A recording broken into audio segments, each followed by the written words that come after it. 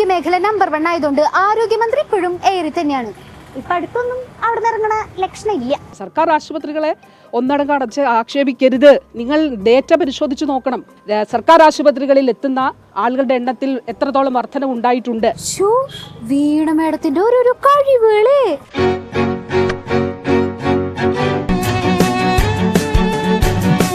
Thiruvananthapuram medical കോളേജിലെ urology വിഭാഗത്തിന്റെ അവസ്ഥ തുറന്നു പറഞ്ഞ വകുപ്പ് മേധാവി തൃശൂർ മെഡിക്കൽ കോളേജിലെ ചികിത്സയ്ക്ക് പോയപ്പോ ആരും മൈൻഡ് ചെയ്യാണ്ടിരുന്നത് ചോദ്യം ചെയ്തപ്പോ സർക്കാർ ആശുപത്രിയല്ലേ ഇങ്ങനെയൊക്കെ ഉണ്ടാവുള്ളൂ എന്ന് പറഞ്ഞ ജീവനക്കാര്. ഏറ്റവും ഒടുവിൽ കോട്ടയം മെഡിക്കൽ കോളേജിലെ കെട്ടിടം തകർന്നുണ്ടായ അപകടം. അങ്ങനെ എന്തൊക്കെ പൊന്തുവലുകളാണ് കേരളത്തിൽ ആരോഗ്യ മേഖലക്കുള്ളത്. ആരോഗ്യമന്ത്രി വന്ന് ഉരുട്ടിയിട്ടതോ തള്ളിയിട്ടതോ അത്തരത്തിൽ ഉണ്ടായൊന്നുമില്ല. ഉണ്ടായ സംഭവം നിർഭാഗ്യകരമാണ്. അതിന് കാലകൂട്ടി നടപടികൾ സ്വീകരിച്ചിരുന്നു. ക്യാപ്സ്യൂളുകൾ പലത് കണ്ടിട്ടുണ്ടെങ്കിലും ക്യാപ്സ്യൂൾ ഒരു അത്ഭുതമായിട്ട് തോന്നുന്നത് നമ്മുടെ കോംറേഡ്സ് രംഗത്തിറങ്ങുമ്പോഴാണ് ട്ടാ. കോട്ടയത്തെ കെട്ടിടം മന്ത്രി ഉരുട്ടിട്ടതൊന്നല്ലോ എന്ന്. ഇനി നമ്മുടെ കോംറേഡ്സ് കുറെ ക്യാപ്സ്യൂൾ ഇറക്കി ഒരു പൊളി പൊളിക്കാൻ കിട്ടും. കേരളത്തിലെ ആരോഗ്യ മേഖല ഇന്ത്യയിലെ മറ്റെല്ലാ സംസ്ഥാനങ്ങളെയും അപേക്ഷിച്ച് വളരെ മികച്ചതാണെന്ന് പറയുമ്പോഴും കേരളത്തിലെ ആരോഗ്യ മേഖലയിൽ പ്രശ്നങ്ങളുണ്ട്. അതെന്താ കോംറേഡ് അങ്ങനെ ഒരു ടോക്ക്? നമ്മുടെ ക്യാപ്സ്യൂളിന്റെ ശൈലി അങ്ങനെയല്ലല്ലോ. മന്ത്രിമാരെന്താ സ്വകാര്യ ആശുപത്രി എല്ലാവരും പോകുന്നില്ലേ? സ്വകാര്യ ആശുപത്രി മന്ത്രിമാരും പോകും, സാധാരണക്കാരനും പോകും, എല്ലാത്തരും പോകും. ഇതെന്തൊക്കെ കോക്കനട്ടാ പറയണത്? സ്വകാര്യ ആശുപത്രിയുടെ കാര്യ സർക്കാർ ആശുപത്രിയുടെ കാര്യ സജ്ജിട്ടാ പറയണത്. മനസ്സിലായില്ലേ? ഡെങ്കിപ്പനി വന്നപ്പോൾ 2019 ഞാൻ ഗവൺമെന്റ് ആശുപത്രിയിലായിരുന്നു. ഗവൺമെന്റ് ആശുപത്രി ചികിത്സ കൊണ്ട് ഞാൻ മരിക്കാൻ സാധ്യത വന്നപ്പോൾ എന്നെ അമൃതയെ കൊണ്ടുവന്ന് ശുപാർശ ചെയ്തു. എന്നെ അമൃതയെ കൊണ്ടുപോയി. ഞാൻ അവിടെ ചെന്ന് 14 ദിവസം ബോധമില്ലായിരുന്നു. ഞാൻ രക്ഷപ്പെട്ടു.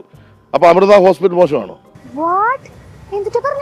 ഗവൺമെന്റ് ആശുപത്രി ചികിത്സ കൊണ്ട് ഞാൻ മരിക്കാൻ സാധ്യത വന്നപ്പോ കൂടുതൽ പറയല്ലേ. സർക്കാർ ആശുപത്രിയിലെ ചികിത്സ കൊണ്ട് മരിക്കാൻ കിടന്നപ്പോന്ന്. ഇനി ഇതും കൂടി ഞങ്ങളുടെ വീണമേടം കേൾക്കാൻ ബാക്കിണ്ടായിരുന്നുള്ളൂ. ഇതാണോ നിങ്ങൾ എല്ലാരും കൂടെ വീണമേടത്തിനെ രക്ഷിക്കാൻ വേണ്ടി ഒന്നിച്ചൊന്നായി രംഗത്തിറങ്ങുന്നൊക്കെ പറഞ്ഞത്? സ്വകാര്യ മേഖലയിൽ കൂടുതൽ ടെക്നോളജി ഉള്ള ഹോസ്പിറ്റലുണ്ട്. അത്രയും ചിലപ്പോൾ സർക്കാർ ആശുപത്രി വന്ന് കാണത്തില്ല.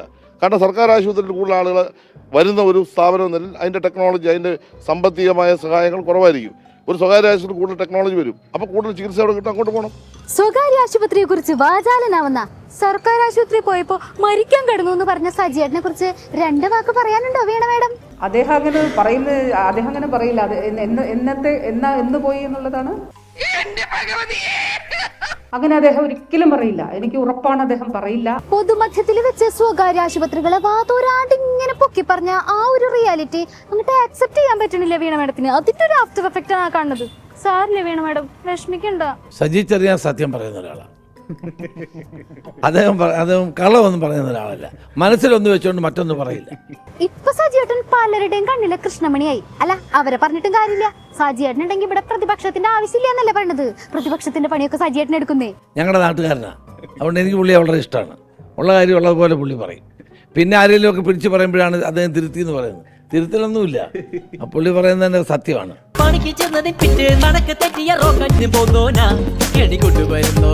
മന്ത്രിസഭയിലെ വിവാദങ്ങൾ കൊണ്ട് പ്രശസ്തനായ ഒരാൾക്ക് അവാർഡ് കൊടുക്കണമെന്നുണ്ടെങ്കിൽ അത് ഞങ്ങളുടെ സജിയേട്ടന് കൊടുക്കണം ട്ടാ.